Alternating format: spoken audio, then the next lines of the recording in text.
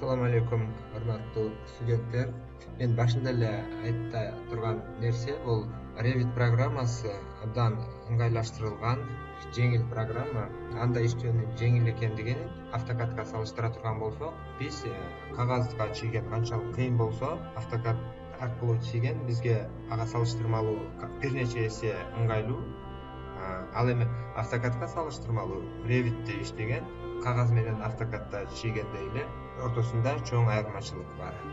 Бул жерде силер электрический разводкаларды көрүп турасыңар.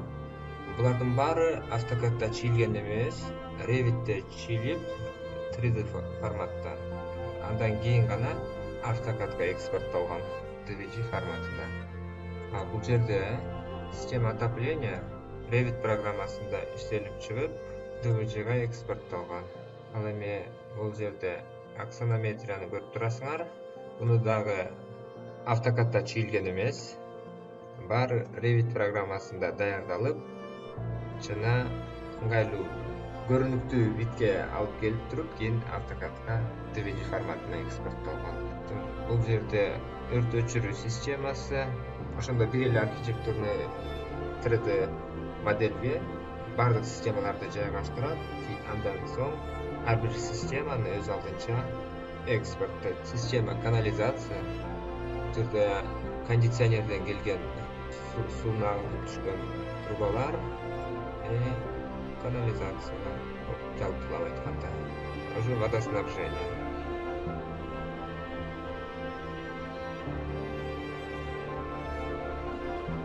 Бул жерде кондиционирование, албетте кондиционерлер внешний блоктору пока бул жерде көргөзүлгөн эмес.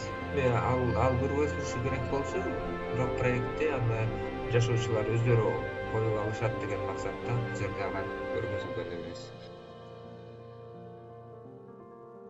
Бул жерде система вентиляция айта турган болсок, бул менимче бизде желдетүү гана эмес, ошол мисалы үчүн бул жерде азыр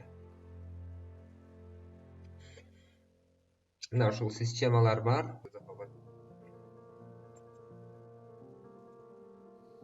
Кайра деле электричество бул жерде биз башында көргөн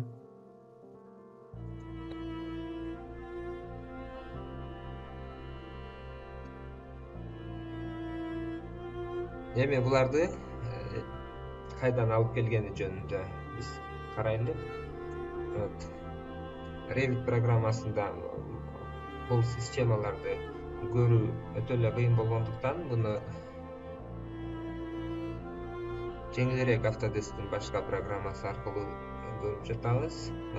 Бардык системалар ушул жерде. Ушул жактан бизге AutoCAD-га экспорттолгон.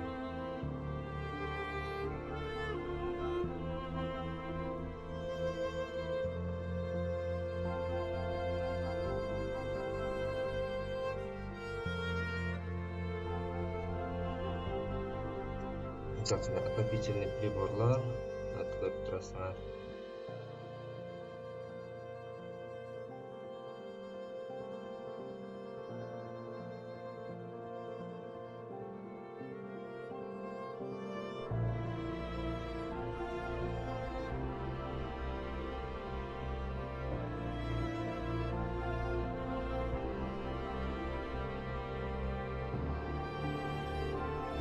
Эми ушул жерден показать все дей турган болсок,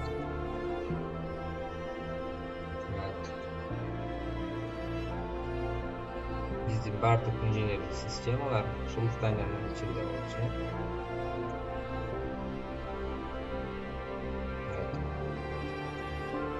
Ошондо бизге Revit программасында проекттердин түзүлүшү, бул өндүрүштө, иштин жүрүшүндө кээ бир системалар анык көрүнбөй калган учурда биз 3D'дан аны кадимгидей кандай жайгашкандыгын бригадир прорабтарга кеңири ачык айткын түшүндүрүп бере алабыз.